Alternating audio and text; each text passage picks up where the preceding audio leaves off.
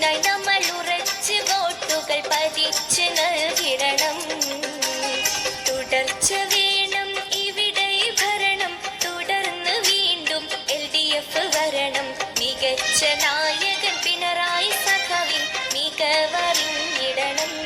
സർക്കാരിന്റെ കുതിപ്പിനായി നമ്മൾ ഉറച്ച് വോട്ടുകൾ പതിച്ച് നൽകിടണം.